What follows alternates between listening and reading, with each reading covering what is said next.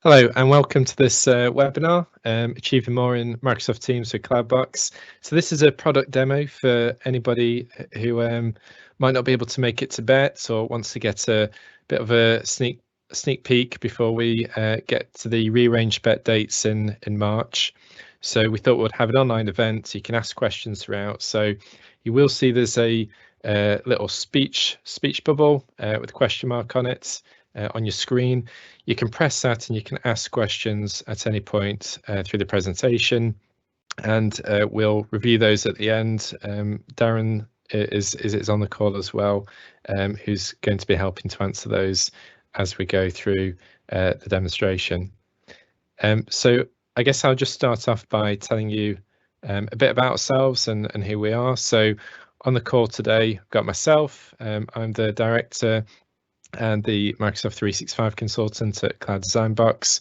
We've got Darren Hemming, he's our operations manager, and he's also a former MFL teacher. Hi, Darren. Morning, Tony. You right? Yeah, good, thanks. And we've got Joanne, and she's our customer success manager. So if you have any questions about sales or you want to find out some more information, then she'll be the person who we can put you in touch with afterwards.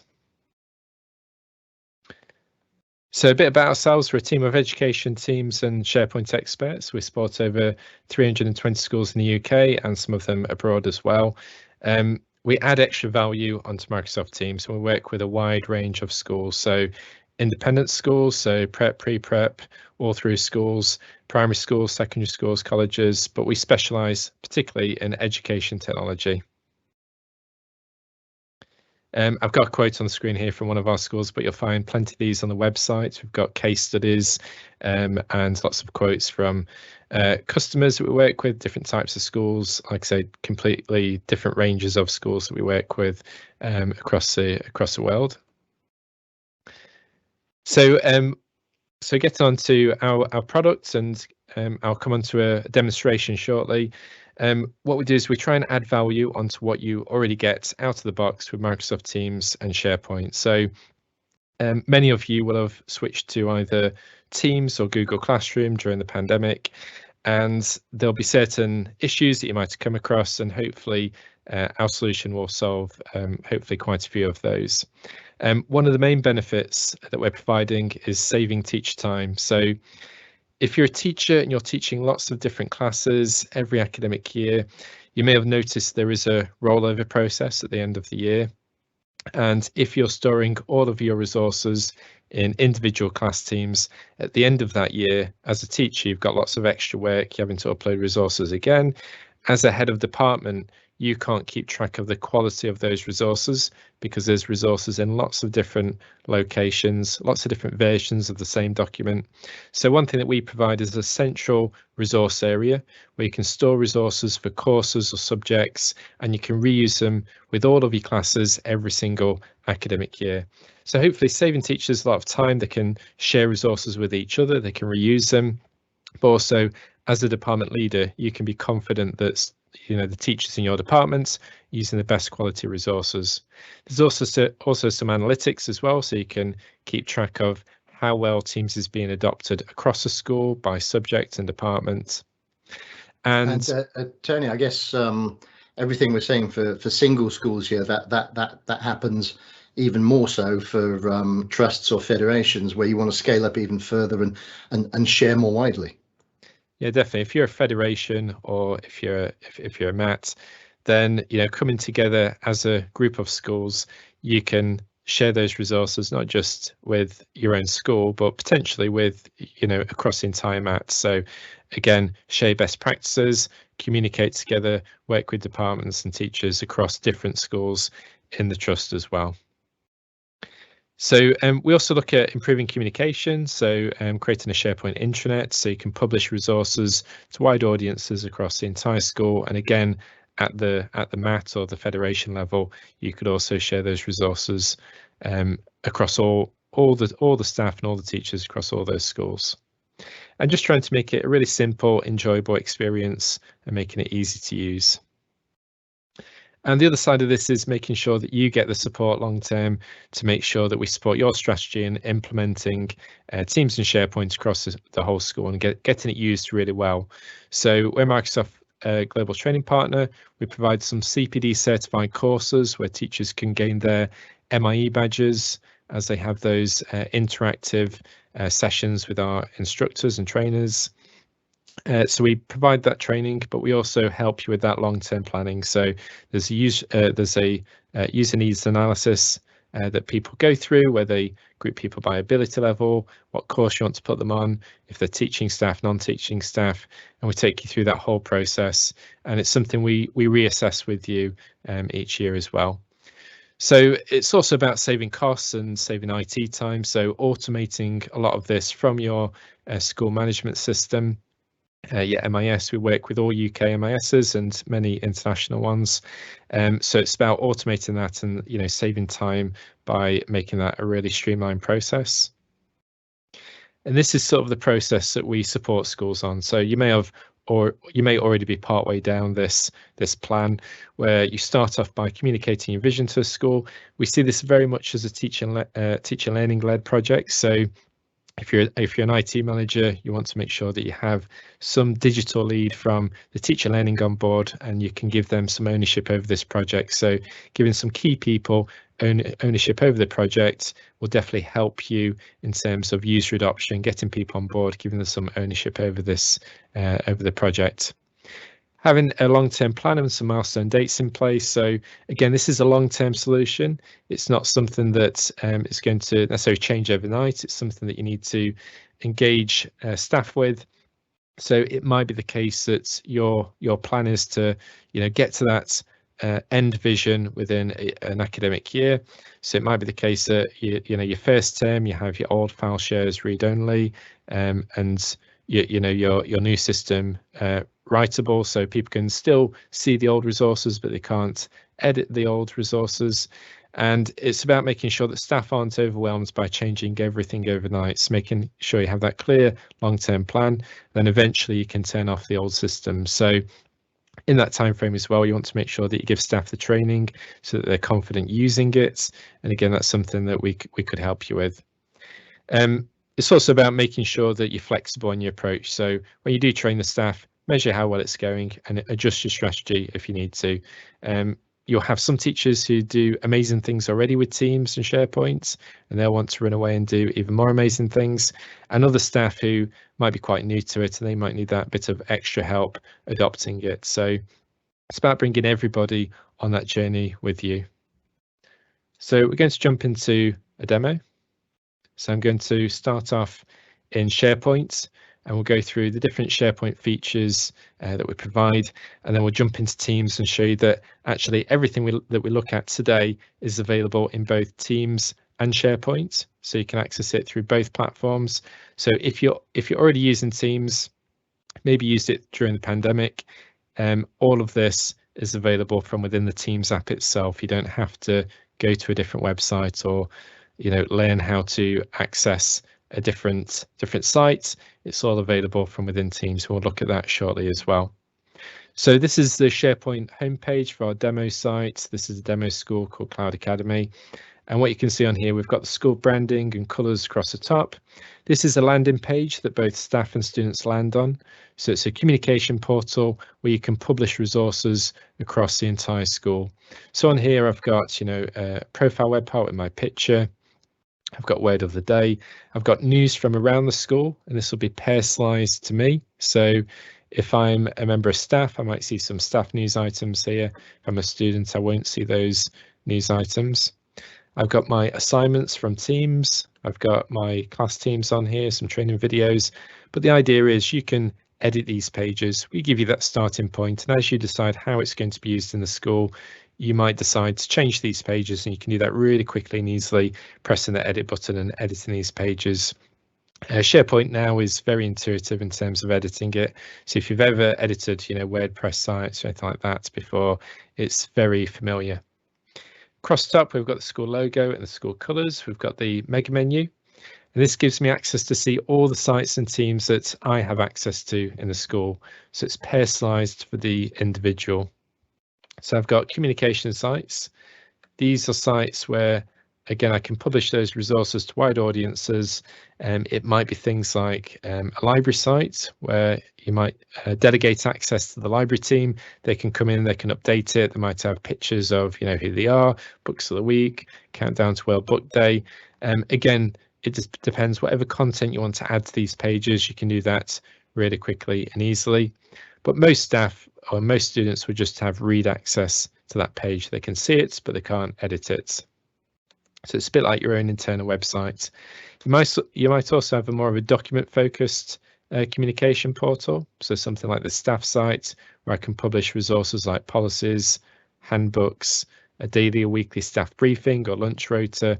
And again, it might be the case that your SLT or admin staff can edit these pages, but most staff just have read access. And just thinking about it, Tony, that's the difference really between Teams and these kind of communication areas, isn't it? Because in Teams, kind of everyone can edit everything, which is great. It's very collaborative and organic.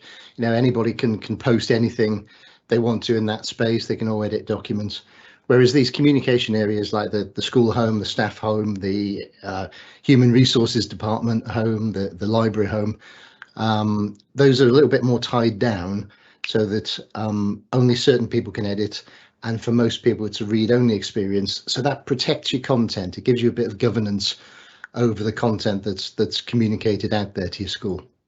Yeah, exactly. It's a bit like publishing a magazine or something to staff, where they can see it, they can consume it, but they're not necessarily going to be editing those resources.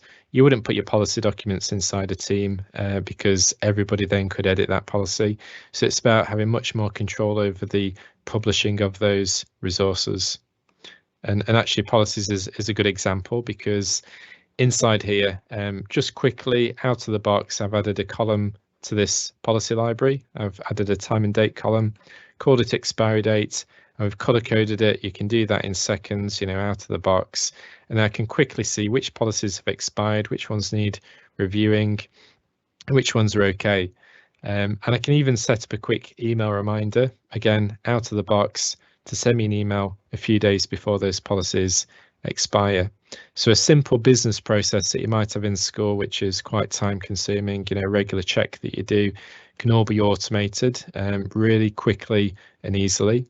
And that's a really basic example, but you could have, you know, CPD requests, training requests that might be paper-based at the moment, but you could use SharePoint libraries and lists to manage that more efficiently in the future. So those are your communication sites. You've then got your collaboration teams, and you know, again, if you're using Teams now, you might have some of these already. And these are your non-curricular teams. Really, these are a replacement for your staff shared drives that you might have in school already. So any on-premise file shares, you know, the long-term aim has to be to move stuff to the cloud, so you can access it on any device, anywhere. You've got your backup and your recovery all built in. So, you know, effectively, these are all the teams that I have access to in school. So most people would have a fairly short list here, just the ones that they're a member of. And these are Teams as well as SharePoint sites. So again, they're available both in Teams and SharePoint. Every team has a SharePoint site behind it. And this is just a way of us exposing that to make it a bit clearer, a bit easier to find your way into those documents. So I can go into the data team here. I can see all the channels that exist in that team. I can go into one of those channels, like this exam analysis channel, and I can work on the documents with inside SharePoint. I could switch over into Teams using the Teams icon here. And in Teams, you can switch over into SharePoint. It's effectively the same thing. But what you might find is in Teams, you get a better collaboration experience where you can chat with people, you can do video calls while you're working on your documents together.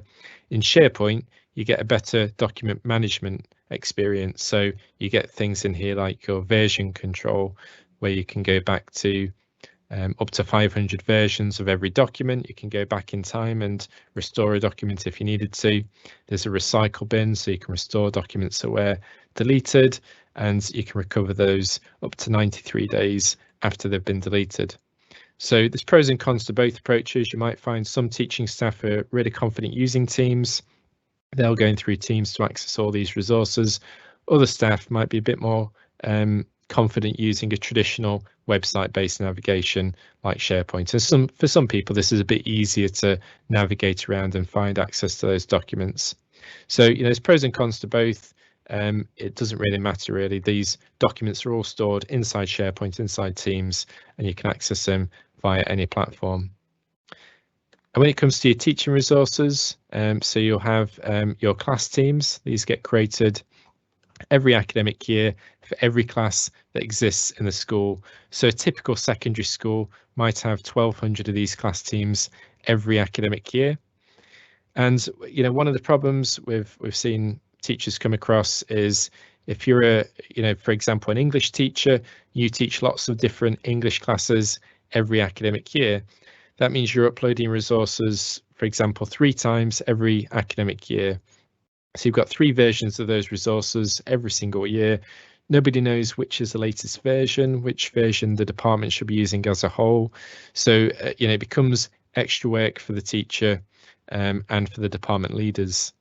So what we do is we create automatically some centralized resource areas from the MIS data. So all the classes and teams get created automatically, whether you're using SIMS, ISAMS, ARBA, Bromcom. We support all the UK MIS systems and some international ones as well.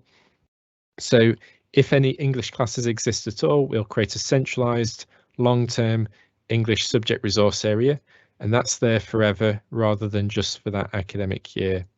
So again, this will be personalized for the individual. I'll just see a list of subjects that I teach or that I'm enrolled on as a student. But if you're a cover teacher, you can always go to all subjects and access all of the subject areas. So if we go into English as an example, this is again the SharePoint view of it. It is available as a staff team as well. So you are able to go into Teams and access these resources, which we'll show you a bit later on. So we've got some staff resource areas, which are staff only staff can see these areas. So any staff English resources can go in there. And then we've got some student facing resource libraries where the students can see the resources, but they can't edit them. So it's a big bank of resources that builds up over time. And again, these can be customized. So depending how you teach the curriculum, we can create year group libraries. We could create key stage libraries, course-based libraries, but it's all powered by your MIS data. So if Tony, when you say you've got lots of content in T drive or S drive or something, where would you put those kind of PowerPoints, Word documents, videos? Would you put them in the staff resources area, or would you feed them out into the student resource ones? So really it depends who it's aimed at. So if it was a staff mark book, obviously that's a staff only document that will go in the staff only area. If it was a PowerPoint we were using in class, then I'll definitely recommend putting that in the student facing resources. Students can go back and they can revise from it. If you're looking at sort of the flipped learning techniques where students go in and they find out a bit about what they're going to be learning before the lesson, they can dip into those resources and see what's coming up. Right. And with the blended learning, they can do a bit of work in school and they can go home and they can still access these resources to support and reinforce that when they're at home. So it's really about kind of student independence as well then. So it's not just a place to put stuff. It's almost a way of learning where students can learn to become more kind of independent learners. Teachers can guide them towards the right documents or the right folders and ask them, to search for particular keywords or whatever. But then basically students can do it themselves. And I guess also that is going to help with things like lost learning, isn't it? Because, over obviously recent months, students haven't always been able to be there for the lessons. But if a student has missed some time, once you've got this concept in place of helping yourself to learning, students can go in and they can fill in the gaps for themselves with some guidance from teachers, of course. Yeah, that's another reason to use these centralized resource areas, because if you were trying to provide that service to students per individual class, again, that's a lot of work for the teachers and for the department leaders to duplicate all of that lost learning resources. Whereas this is a central place, all your for example, Year 11 students could go here and see any lessons that they've missed due to self-isolation or being away from school. And where you mentioned earlier, Darren, about independent learning, a lot of students will be using iPads or Android devices.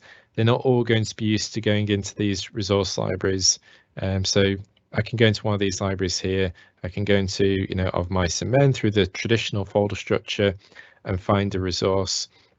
But, if a student's using an iPad or Android device, and in fact, many of your staff as well, they're probably just going to want to search for a particular resource, what they're looking for.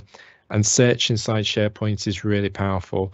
That will look inside the documents as well as the titles of them.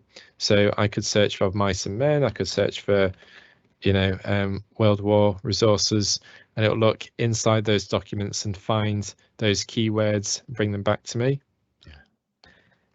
What we also do is add in some additional optional tagging for these resources, which is education specific.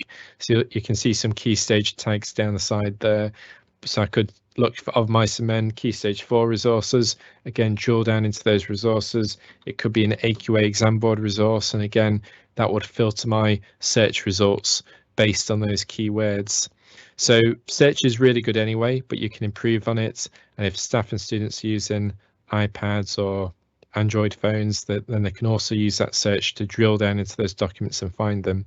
Right. And I noticed that the search found folders as well, so not just the documents and the content of the documents, the body, but also the folders.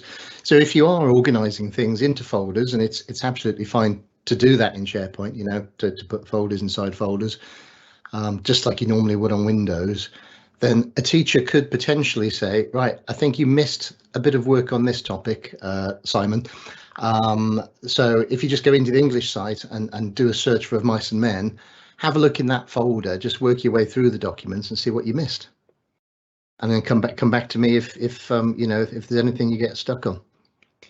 And I think one of the problems with the traditional file shares was, over time they became messy and it became hard to find things, and search will help with that, especially if you're a multi-academy trust and you've got lots of schools with lots of subject sites and their own school sites. Then actually there might be a need to search across all of those resources to find something. That could be hundreds of thousands of documents or even millions of documents that you're searching across SharePoint. So again, tagging becomes really powerful, as well as the SharePoint search. Right. One of the other things I really like about the SharePoint search is that it's got an ability to drill down. It kind of understands context. So if you go to the school homepage and you do a search, you're literally going to be searching everywhere, and it's a very wide net that you're casting out. Whereas if you actually get yourself to the English site, you're now in context, so you're now only going to find things from that site. If you actually drill down to the Year 11 library and search, you're only now looking for things that are going to be inside that library or inside a particular folder. So by kind of combining search with navigation and going places, you can actually very quickly get to the content you need. Yeah, I found that Of Mice and Men stuff really easily because I was in the English site, so it's going to come back with those results. But if I want to search across the entire school of Mice and Men, I'll still find those results, but I'll actually find results across SharePoint, OneDrive, Teams, everywhere. So again, it's really powerful. So let's say you're working in a cross-curricular way in your school, which would be a lovely thing, and perhaps in French you might be studying something about the Vichy regime, in French A level, but you might also be studying the Vichy regime in history as part of European fascism. Well, you as an eclectic cross-curricular learner, you can just search for that title, and it doesn't particularly matter what subject it happens to represent. You'll find the content you need. So if you're thinking, this is in SharePoint, it's going to be difficult to use in Teams, this all integrates really nicely with your class Teams. So again, if I go to class dashboard, again, if students are already using Teams and they jump into Teams first, then that's absolutely fine. That's a great way to do it as well. One of the features of using the class dashboard is when you go through that rollover process at the end of the academic year, your classes become archived off, you get your new classes created for the new academic year. There is a feature in here that lets you quickly and easily find those archived class teams from a previous academic year. So that's available anyway. You can access those archive teams, but they can be a bit tricky to find, especially for students. So this just gives you a nice, quick, easy way to go into those historical class teams, grab a resource from it, see what your grades were that particular year.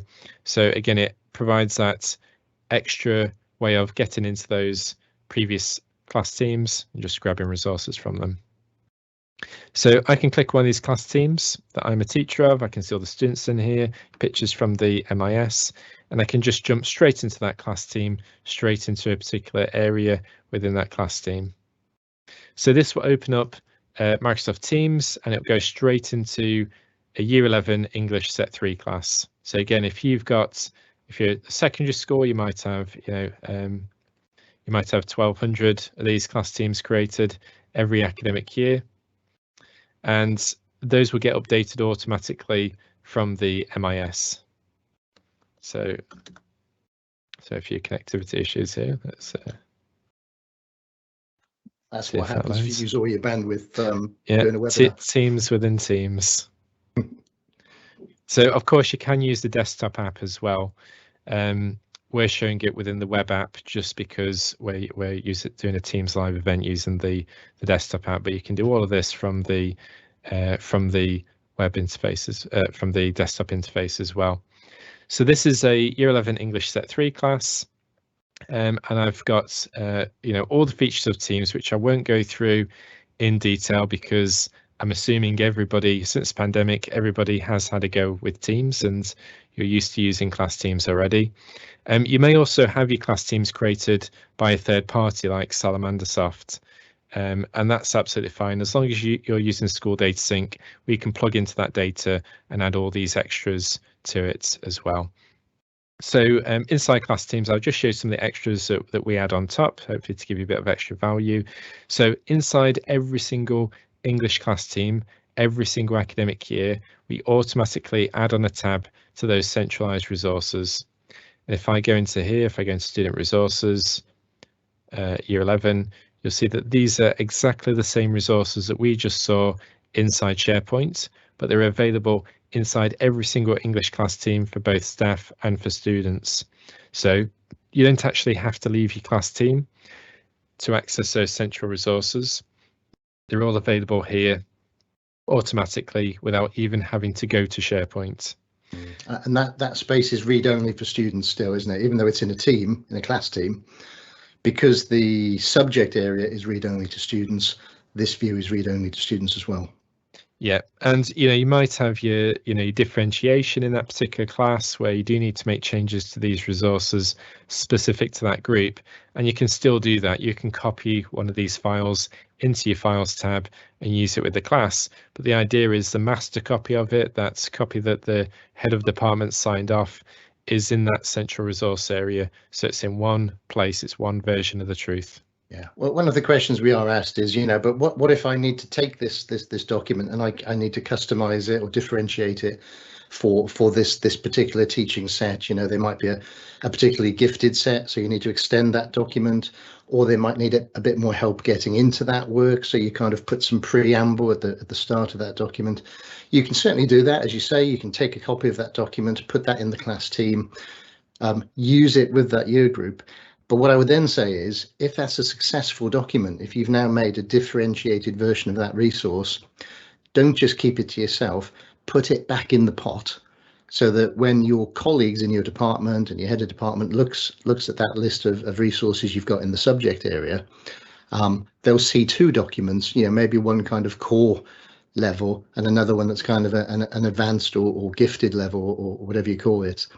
And then that's actually helping to create a fully differentiated set of resources over time. Yeah, definitely. Share where you can. Sharing is caring. Sharing is caring. Yeah. So assignments, you know, your assignments work as they do, but one of the features of using those centralized resource areas is that I can, because those central areas are actually teams as well, I can go to attach a resource, attach a Teams resource, and that centralized English area that we've created is available in here. I can go into student resources, year 11 of Mice and Men, and I can grab those centralized documents and use them inside that assignment. So again, it's one version of truth, one place to pull from. You don't need to download and upload documents and search around for them. They're all in that central location. I can use them with all the different class teams, all those assignments that I have within that group. And one thing also mentioning is, in addition to pulling the class data from your school management system, we can also pull the parent and guardian details as well.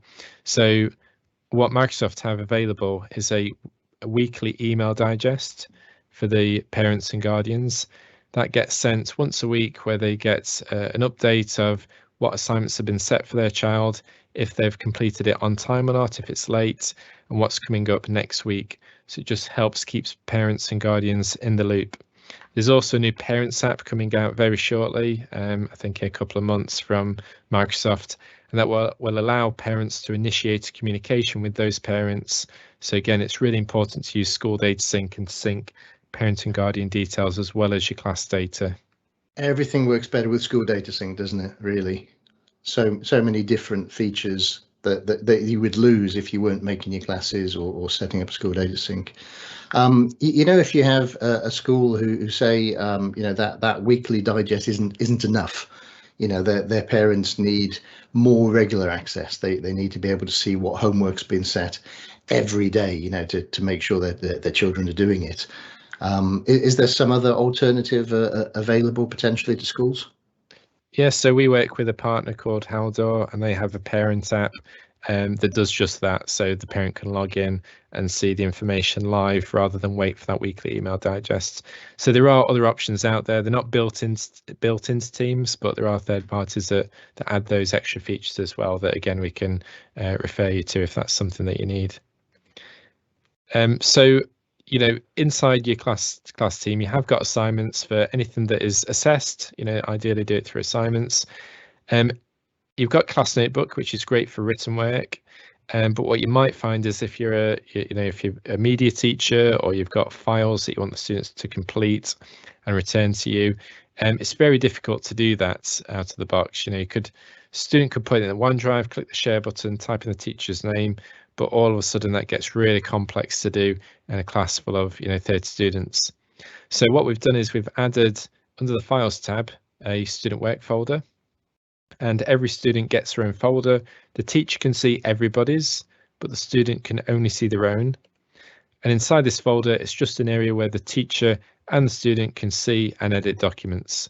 So if you've got coursework or classwork, anything that's long term that needs constant teacher feedback throughout that academic year, maybe you're a media student and you can't submit the files because they're too big via assignments, then you could use this folder to drop your documents into. Both the student and the teacher can see those resources. So again, just another option there to make it a bit more flexible when you're setting work for students and you're trying to share those resources with them. We did mention briefly, I think Darren just mentioned it, about adding those extra dimensions, seeing the data that comes out of school data sync. One of the reasons for that is insights. You may have seen insights at a class level. This is available out of the box. You can see, assignment trends, active students, well-being, feedback as well. But what you can also do is you can look at the whole school insights or the whole trust insights if you're multi-academy trust. And this will give you an idea of how well are students doing across the entire school, or how the schools compare to each other in terms of assignments and online engagement. So I'm just waiting for this to load. So in terms of the costs of these, Tony, because I think there's been some confusion over that. The class level insights, that's free, isn't it? That's built in. There's no extra charge for that at all. You can just do that. But if you want to do the kind of insights for leaders stuff that goes across, the whole school or the whole trust, there is a licensing cost with Microsoft there, isn't there? Yeah, there is an extra license cost to get access to the whole school insights, which I think isn't loading at the moment. Which is quite good. It's quite a good overview, but there's not a huge amount of detail in there yet. So expect that to evolve over time as Microsoft work on it. So it's something to keep an eye on. It's not particularly expensive at the moment in terms of cost per student, but it may not give you exactly what you want currently. But again, Microsoft, give them your feedback, ask them what you want to see, and hopefully you'll see that evolve over time. Yeah, you can see that growing. And in terms of the costs, it might be, but maybe you don't buy that for the whole year. Maybe you're coming into a period where, for example, students are likely to be having to home learn for a bit. So you think, well, we better buy this now for a year, or we'll buy this for 3 months or whatever. And then maybe you don't need it all the time, but it's really, really useful to see what the student engagement is like if you don't physically get to see your students at the moment. Yeah, and Microsoft provide that insights for students. One thing they don't really do is give you an overview of staff adoption, how it's going for staff across the entire school. So again, that's something that we provide as part of our portal. So you can see assignment analytics across the entire school. So how well assignments is being used, percentage of classes, usage over time, and you can also sort it by the concept of subject as well. So this isn't class, this is subject.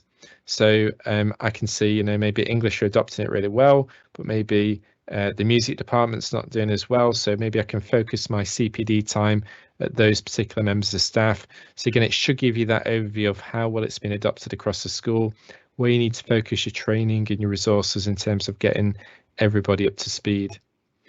And you can drill down into these areas. So if I'm a member of SLT, I might to drill down to English, see how well English are setting their assignments across the entire school, drill down into an individual class team, and then just see the title of the assignment, when it was created, and when it's due.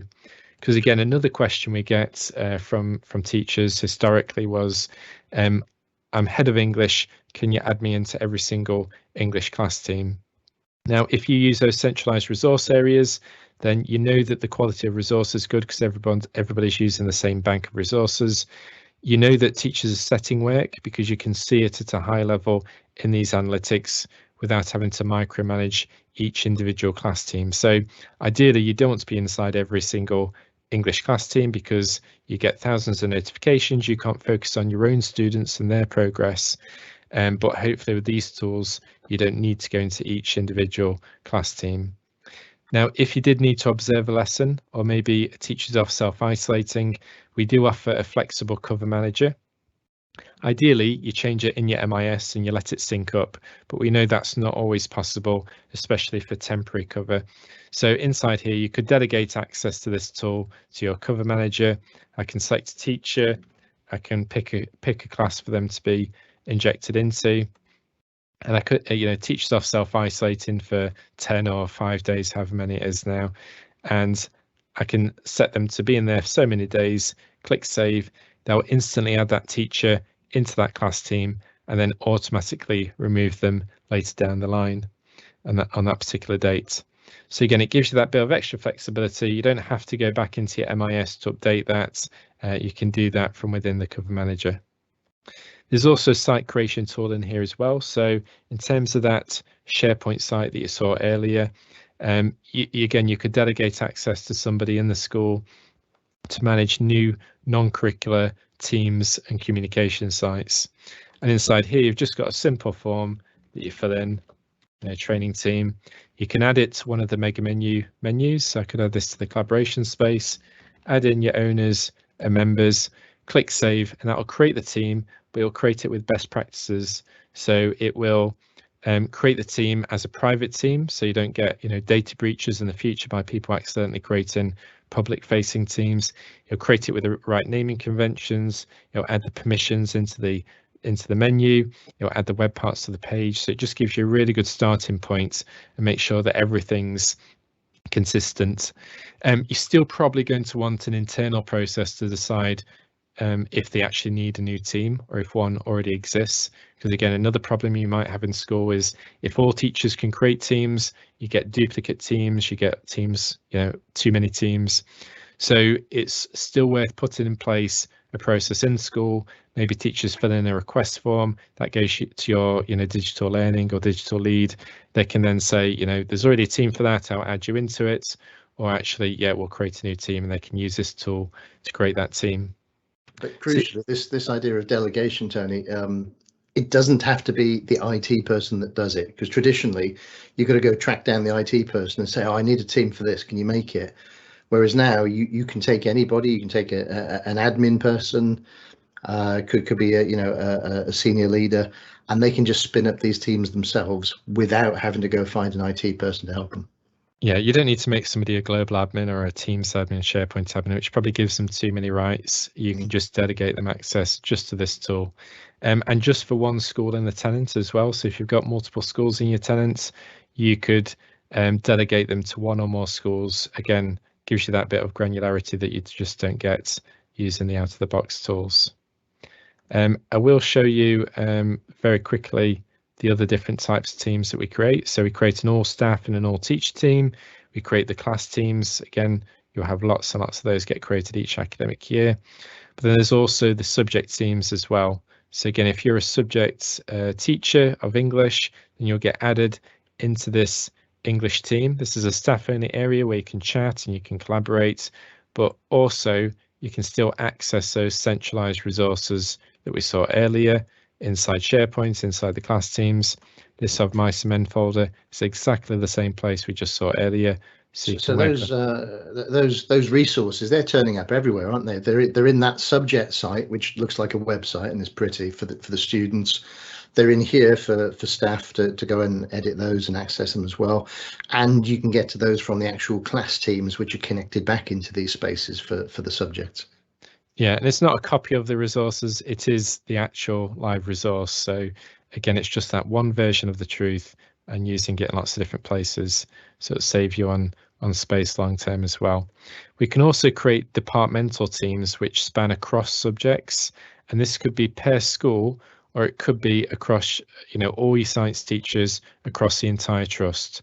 So we can create these teams that sit a level above your individual schools, which allow teachers to share resources and best practices across the entire multi-academy trust. So there is the ability to create them at a trust level as well as the subjects at the school level as well. Tony, what we saw with the English subject there, that's obviously very much a secondary school thing. You've got subjects, history, English, maths, French. What if you had an all through school? So for example, you might have a junior section to a school or a prep section, and then that kind of feeds on slowly into what you would call year 7, 8, 9, or form 1, form 2, and form 3. Or you might just have a simple primary school or a junior school. What would that look like in that context?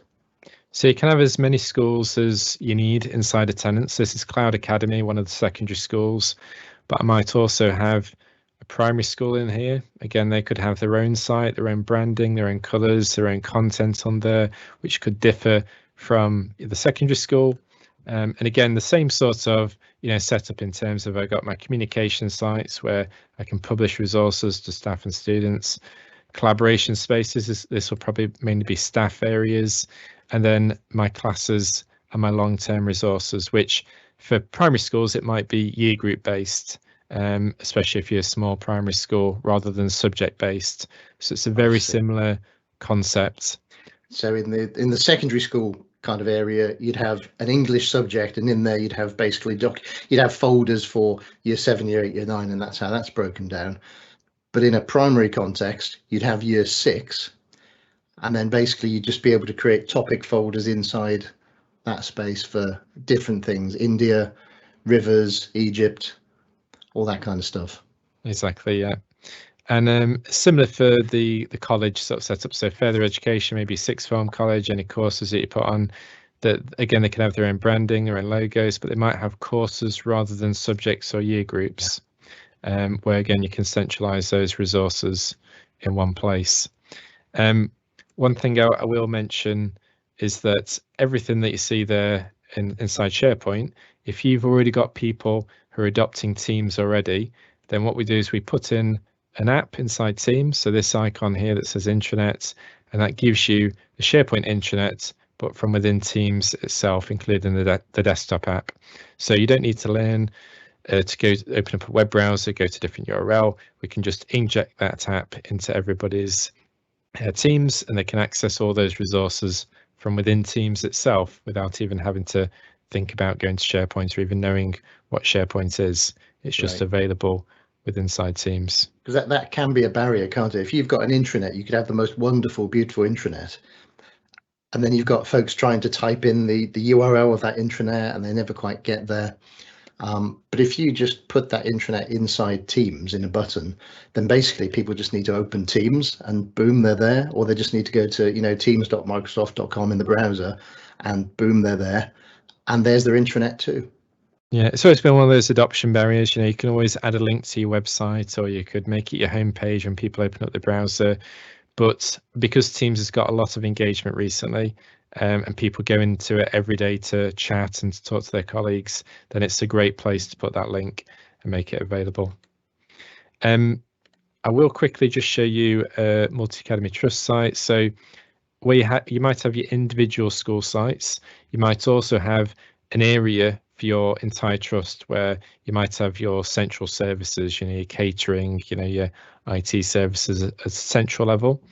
And you can have this top level trust site to do that with its own branding, again, a bit like its individual school sites. It might have trust official news, and again, this could filter down onto individual school sites. So it doesn't just live on the trust sites, but this is where it's put. This is where the official trust news is released. And then I might have, other resources for staff. Anything you centralize, like teacher recruitment, etc., might go in that central place, policies, procedures. So again, you're not duplicating stuff by having it in every single school site. You can just put in that one trust or federation site. And again, you might have your central services in here, which are available to everybody. And then you might have some central teams. So you might have a leadership team, which is spread across the different schools, and they need a place. Or it might be you might be a trust that's lucky enough to have a central office with central teams based there. And again, this is a place for them to collaborate and have those communication sites and teams. Looking forward into the future, you may decide to open up some of those schools so other schools can visit the school homepage and see what's been happening in that school without having access to the sensitive data that you might find in the staff or the pastoral sites in those intranets. So that's the solution that we offer in terms of the technical solution. In terms of the solutions that we provide to schools, the different packages are listed on our website. So if I just go to one of those and go to the bottom of the page, everything that we've showed you today is in all of the packages that we provide, silver, gold, and platinum. The only difference is user adoption and the rollout features, so user adoption and the training aspects. So with gold and platinum, we help you with the user adoption by helping you with a training needs analysis, so grouping people by ability level, if they're teaching staff, non-teaching staff, what course you want to put them on. And then we have some trainer-led online workshops where you have a small group of staff, they watch a demo, do a task, ask questions if they get stuck, share their screens through that session. We also have a self-service training portal. So if you've got a turnover of staff in the school and you want, as part of your onboarding process, you want staff to go through some of the courses that we provide, or if you just want staff to have a bit of a refresh or use it in their own CPD sessions, then we create a training site which is updated on a regular basis with a number of different courses in. So getting started with SharePoint, Teams, beginner sessions, deep dive into class notebooks, Teams assignments, online lessons, and they can drill into these courses, have a go at them, watch the videos, and then there's a CPD quiz at the end where they can go through the different questions and gain their CPD certificate. So with all the sessions that we have, the instructor-led sessions, they get CPD certificates. If they attend more than 2 or more hours, they get the Microsoft Innovative educator badges as well, because we're a Microsoft global training partner. And those courses are certified as well. So they get all that as part of gold. And with platinum, there's additional trainer-led workshops. We do more days worth with platinum, but we also do a digital strategy report for leaders. And this is where we survey all the teachers in the school about how they're using Teams in the classroom, how they're using it in an educational context. And then along with the stats that we pull out from the analytics, we create a report for your SLT to show them where they are in terms of your overall digital strategy, and what improvements could be made to nudge that along in terms of user adoption on a yearly basis. So yeah, that's a quick overview of what we do in terms of SharePoint and Teams. I hope that's been really useful for everybody. If you want a more personal presentation, then we can provide, one-on-one presentations. Just let us know, and we can book those in. And if you've got any questions, feel free to click on the question and answer area and post your questions in there, and we can have a chat about those as well. So Darren, have we got any questions? There's one question that came up. So we use it's a name of an existing provider that creates class teams and creates users and things. And the question was, is it okay to use that if they don't use SDS to create the class teams? Can we build our stuff on top of it? The answer, I'm afraid, is no. If your class teams haven't been made what I would call properly, using the school data sync tool, then you're going to miss out on a lot of those good features. Things like the Microsoft Insights, our ability to build on top of that and extend those classes. So if you are in that situation, and that, obviously there are MISs doing it as well. So some MISs use SDS when they have their connectivity to create class teams, and some don't. Personally, I would recommend choosing an MIS that does allow you to use SDS rather than not. Although, of course, if you've got an MIS which doesn't do SDS integration directly itself, you can still come to us and we can pull the data out of the MIS and still push it into SDS. Yeah. So I think our recommendation would be, if you're automating your class teams, which you should be, make sure that your provider of that is using SDS all the way through to create those class teams. So obviously you can come to us and we will do it. You can look at some of our partners like Salamander Soft as well. They can obviously do that. Some of the MISs do it as well, as I say. You might need to draw a line. You might need to say, right, we're going to do this up to Easter, and then over Easter we're going to switch to a new way of doing it, and that means the old class teams will be archived, and you'll kind of draw a line and start again with proper SDS created class teams. So with that third-party provider mentioned, I would recommend having a chat with them, because I know that they used to do SDS. Now, SDS is Microsoft's best practice, and it means that not only are you pushing up the class data, you're pushing up the parent and guardians. So that means if you're not using SDS, you won't get the parental digest email, you won't get the new parent app that's going to come out soon, and any other new features based on that data. You won't get real in-depth in your insights, because it won't be pushing up the student grade data, which is a year group. So you won't know which year groups people are in, so you won't get such advanced stats. In terms of the stuff we do, there won't be any subject data in there either to centralize your resources. So whatever you use, ideally try to use School Data Sync, because that's the Microsoft best practice. That's going to include all that extra data that is going to future-proof your solution. So yeah, we definitely recommend using SDS as good practice. And I think we would have to say as well, I would look for an accredited SDS provider, not a guy in a garage who says he can do it. So we for example, we're fully accredited. We're professional partners with Microsoft. Salamander Soft as well. They're accredited. So Aspire Cloud, that's another one. I think I'd look for one of those, and then everything just works better with that. Yeah. There's a really good question from somebody, from Dan, about rolling over BTEC classes for 2 years. So this is a question that does come up quite a lot, and it is a tricky one. So especially you've got a note there about assignments being used over the holidays. So I'll just publish that so everyone can see it. So in terms of your class teams and your MIS, inside your MIS, those classes only last for 1 academic year, even if it's a 2-year course. That individual class only exists for that 1 academic year. And the same in School Data Sync. You need to draw a line on those classes when they're going to be tidied up and archived off when you go to create your new set. So a couple of things to help you with that process. Obviously, staff have to be educated about that so that they know what's coming up and they know how to deal with it and the best practices. But what I would say is that if you're using, if I just jump into the class team, so this is a 2021 team. You could unarchive an old class team and reuse it the next year, but that's not really good practice because it will no longer be synced to that MIS data.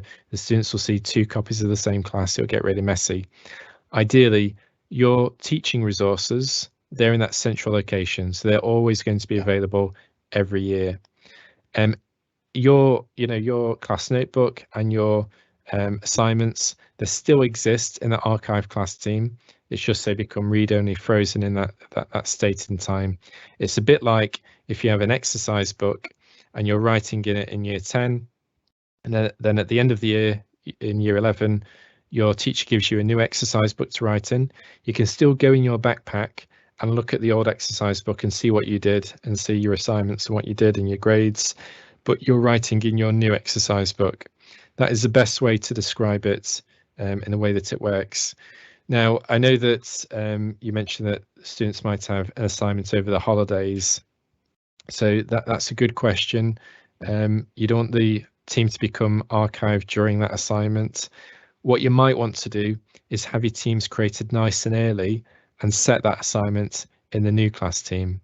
And we can reach into the future as soon as that data is available in your MIS, even if it's not live, even if your live data is September, as long as that data is in the MIS ready, we can reach into the future, create those class teams early, maybe in July or even earlier if you're more prepared, June, and create those class teams ready for you to use for the new academic year. And then you can archive off your old class teams maybe over the summer. So for a short period of time, you have both academic years existing, or you could archive off your old ones and just create everything early. And they could then set those assignments in the new class team, which will then be available for the next year. So that's a good conversation. Maybe a bit more. We can have a more in-depth chat about that at some point. But yeah, hopefully that's giving you a bit more information about that. SDS and your MIS only has classes in it for 1 academic year, so there has to be a point in time where you draw a line in the sand and you archive off your old class teams and you create your new sets. But that doesn't mean to say you can't be a bit more flexible with that and create them early, archive them late.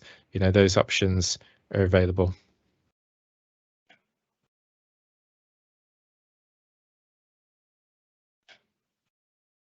Do you have any other questions, Darren?